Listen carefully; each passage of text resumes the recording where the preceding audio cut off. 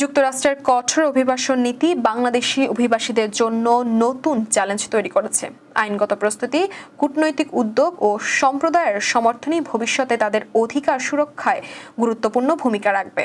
রোববার রাজধানীর জাতীয় প্রেস ক্লাবের জহুর হোসেন চৌধুরী হলে ইমিগ্রান্টস ইন্টারন্যাশনালের আয়োজিত আমেরিকা বর্তমান কঠোর ইমিগ্রেশন নীতি, বাংলাদেশের উপর প্রভাব ও ভবিষ্যৎ সম্ভাবনা শীর্ষক সংবাদ সম্মেলনে এসব কথা বলেন সংগঠনটির চেয়ারম্যান অ্যাটর্নি মঈন চৌধুরী। সংবাদ সম্মেলনে তিনি বলেন, যুক্তরাষ্ট্র সরকার একটি নির্বাহী আদেশ জারি করেছে, যার মাধ্যমে অনুমোদিত অভিবাসীদের প্রেরণ এবং সকল ভিসা ক্যাটাগরিতে কড়া তদন্ত কার্যক্রম চালানোর নির্দেশ দেওয়া হয়েছে। এই উদ্যোগের মূল লক্ষ্য হল সীমান্ত নিরাপত্তা জোরদার করা এবং বিদ্যমান অভিবাসন আইন কার্যকর করা।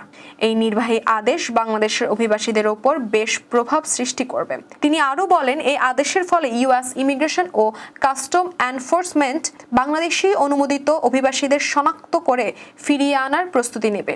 নিউ ইয়র্ক, নিউ জার্সি ও কানেকটিকাটে অনুমোদিত বাংলাদেশিদের সংখ্যা বেশি হওয়ায় কূটনৈতিক পর্যায়ে মর্যাদাপূর্ণ ফেরত নিশ্চিত করার বিষয়ে আলোচনা চলছে।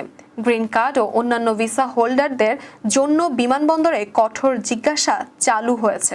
বছরে 10 মাসের বেশি সময় বিদেশে অবস্থান করলে স্থায়ী বাসিন্দার মর্যাদা বাতিল হতে পারে। যদি কোনো বাংলাদেশি বছরে 10 মাসের বেশি সময় বিদেশে থাকেন, তাহলে তার গ্রিন কার্ড বাতিলের ঝুঁকি আছে।